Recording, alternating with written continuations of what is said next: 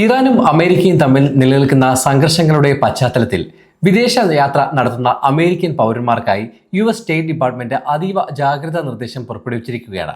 Iran ഉൾപ്പെടെയുള്ള സംഘർഷബാധിത മേഖലകളിൽ അമേരിക്കക്കാർക്ക് നേരെ തട്ടിക്കൊണ്ടുപോകൽ, അന്യായമായ തടങ്കലിൽ വെക്കൽ, ആക്രമണങ്ങൾ എന്നിവയ്ക്ക് സാധ്യതയുണ്ടെന്നാണ് പുതിയ മുന്നറിയിപ്പ് നൽകുന്നത്. ലോകരാജ്യങ്ങളെ 4 വ്യത്യസ്ത സുരക്ഷാ തലങ്ങളിലായി തരംതിരിച്ചാണ് അമേരിക്ക മാർഗനിർദ്ദേശങ്ങൾ പുതുക്കിയിരിക്കുന്നത്. ഇതിൽ ഏറ്റവും അപകട സാധ്യതയുള്ള ലെവൽ 4 വിഭാഗത്തിലാണ് ഇറാനെ ഉൾപ്പെടുത്തിയിരിക്കുന്നത്. ഭീകരവാദം, ആഭ്യന്തര കലഹം, അമേരിക്കൻ പൗരന്മാരെ തടഞ്ഞുവെക്കാനുള്ള സാധ്യത എന്നിവ കണക്കിലെടുത്ത് ഇറാനിലേക്കുള്ള യാത്രകൾ പൂർണ്ണമായും ഒഴിവാക്കണമെന്നാണ് നിർദ്ദേശം. അമേരിക്കൻ സ്റ്റേറ്റ് ഡിപ്പാർട്ട്മെന്റിന്റെ 4 തട്ടുകളുള്ള സുരക്ഷാ ക്രമീകരണത്തിൽ ലെവൽ 1 സാധാരണ മുൻകരുതലുകൾ മതിയെന്ന സൂചന നൽകുമ്പോൾ ലെവൽ 4 എന്നത് ജീവന ഭീഷണിയുള്ള സാഹചര്യങ്ങളെയാണ് സൂചിപ്പിക്കുന്നത്. Afghanistan, Haiti, Iraq, Libya, Russia, Somalia, Sudan, Ukraine, Yemen എന്നീ രാജ്യങ്ങളും നിലവിൽ ഈ പട്ടികയിലുണ്ട്. ഈ രാജ്യങ്ങളിൽ പലയിടത്തും അമേരിക്കയ്ക്ക് നയതന്ത്ര സാന്നിധ്യമില്ലാത്തതിനാൽ അപകടമുണ്ടായാൽ പൗരന്മാരെ സഹായിക്കാൻ പരിമിതികളുണ്ടെന്നും സർക്കാർ വ്യക്തമാക്കുന്നു. ഇറാനുമായുള്ള സംഘർഷം പശ്ചിമേഷ്യയിലെ മറ്റ് രാജ്യങ്ങളിലെ സുരക്ഷയും ബാധിച്ചിട്ടുണ്ട്. ഇതിന്റെ ഭാഗമായി Saudi Arabia, Oman, Kuwait, Bahrain തുടങ്ങിയ രാജ്യങ്ങളിലെ സുരക്ഷാ നിലവാരം ലെവൽ 2 നിന്ന് ലെവൽ 3 ഉയർത്തിയിട്ടുണ്ട്. ഈ രാജ്യങ്ങളിലേക്കുള്ള യാത്രകൾ അത്യാവശ്യമല്ലെങ്കിൽ ഒഴിവാക്കണമെന്നാണ് ഇതിനർത്ഥം. ഇസ്രായേൽ, ഖത്തർ, UAE തുടങ്ങിയ രാജ്യങ്ങളും നിലവിൽ ലെവൽ 3 വിഭാഗത്തിലാണ് ഉൾപ്പെട്ടിരിക്കുന്നത്. കൂടാതെ ഹോണ്ടുറാസ്, വെനസ്വേല, നിക്കാരഗ്വ എന്നീ രാജ്യങ്ങളും ലെവൽ 3 വിഭാഗത്തിലുണ്ട്. യൂറോപ്പിലെ പ്രമുഖ വിനോദസഞ്ചാര കേന്ദ്രങ്ങളായ ഫ്രാൻസ്, ഇറ്റലി, UK, ഗ്രീൻലാൻഡ് തുടങ്ങിയ രാജ്യങ്ങൾ ലെവൽ 2 വിഭാഗത്തിലാണ്. മെക്സിക്കോയും ക്യൂബയും ലെവൽ 2 വിഭാഗത്തിലാണ് ഉൾപ്പെട്ടിരിക്കുന്നത്. ഇവിടേക്ക് യാത്ര ചെയ്യുന്നവർ കൂടുതൽ ജാഗ്രത പാലിക്കണമെന്നാണ് നിർദ്ദേശം.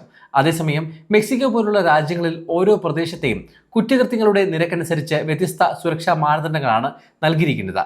ലോകമെമ്പാടുമുള്ള വിനോദസഞ്ചാര കേന്ദ്രങ്ങളും പാർക്കുകളും ഇനി അമേരിക്കക്കാർക്ക് സുരക്ഷിതമായിരിക്കില്ലെന്ന് ഇറാന്റെ സൈനിക വക്താവ് ബ്രിഗേഡിയർ ജനറൽ അബുൽ ഫസൽ ഷെക്കാർച്ചി നടത്തിയ പ്രസ്താവന സുരക്ഷാ ആശങ്കകൾ വർദ്ധിപ്പിച്ചിട്ടുണ്ട്. ഇതിന്റെ പശ്ചാത്തലത്തിൽ വിദേശ രാജ്യങ്ങളിലുള്ള അമേരിക്കക്കാർ എപ്പോഴും ജാഗ്രത പാലിക്കണമെന്നും എംബസികളിൽ നിന്നുള്ള അറിയിപ്പുകൾക്കായി സ്മാർട്ട് ട്രാവലർ എൻറോൾമെന്റ് പ്രോഗ്രാമിൽ രജിസ്റ്റർ ചെയ്യണമെന്നും അധികൃതർ കർശന നിർദ്ദേശം നൽകിയിട്ടുണ്ട്. ആഗോള രാഷ്ട്രീയ സാഹചര്യങ്ങൾ അതിവേഗം മാറിക്കൊണ്ടിരിക്കുന്നതിനാൽ യാത്രയ്ക്ക് മുമ്പും യാത്രക്കിടയിലും സുരക്ഷാ അപ്ഡേറ്റ് നിരീക്ഷിക്കുന്നത് ജീവഹാനി ഒഴിവാക്കാൻ അത്യാവശ്യമാണ്. ഇനി ഇറാൻ സംഘർഷങ്ങളുടെ ഏറ്റവും പുതിയ അപ്ഡേറ്റ് എന്തൊക്കെയാണെന്ന് നോക്കാം. ഫെബ്രുവരി 28-ന് അമേരിക്കയും ഇസ്രായേലും ഇറാനിൽ നടത്തിയ വ്യോമാക്രമണത്തോടെയാണ് നിലവിലെ സംഘർഷം ആരംഭിച്ചത്. ഇതിന് പിന്നാലെ ഗൾഫ് മേഖലയിലെ അമേരിക്കൻ സഖ്യകക്ഷികളെ ലക്ഷ്യമിട്ട് ഇറാൻ തിരിച്ചടി നൽകിയതോടെ സംഘർഷം വ്യാപിക്കുകയായിരുന്നു. സംഘർഷം 29-ാം ദിവസത്തിലേക്ക് കടക്കുമ്പോൾ മേഖലയിൽ അതീവ ഗുരുതരമായ സാഹചര്യമാണ് നിലനിൽക്കുന്നത്. പ്രസിഡന്റ് ഡൊണാൾഡ് ട്രംപ് സമാധാന ചർച്ചകൾ പുരോഗമിക്കുന്നതായി സൂചിപ്പിക്കുകയും ഇറാന്റെ ഊർജ്ജ നിലയങ്ങൾക്ക് നേരെ നടത്താനിരുന്ന ആക്രമണങ്ങൾ 10 ദിവസത്തേക്ക് നീട്ടിവെക്കുകയും ചെയ്തിട്ടുണ്ട്. എന്നിരുന്നാലും പാകിസ്ഥാൻ വഴി നടക്കുന്ന ഈ പരോക്ഷ ചർച്ചകളിലെ നിബന്ധനകൾ ഏകപക്ഷീയമാണെന്ന് പറഞ്ഞ് ഇറാൻ തള്ളിക്കളയുകയാണ് ചെയ്തത്. യുദ്ധം മറ്റ് മേഖലകളിലേക്കും വ്യാപിക്കുന്നതിന്റെ ലക്ഷണങ്ങൾ പ്രകടമാണ്. യമനിലെ ഹൂതികൾ ഇസ്രായേലിന് നേരെ മിസൈൽ ആക്രമണം നടത്തിയപ്പോൾ ഒമാനിലെ സലാല തുറമുഖത്തിന് നേരെയും ഡ്രോൺ ആക്രമണങ്ങൾ റിപ്പോർട്ട് ചെയ്യപ്പെട്ടിട്ടുണ്ട്.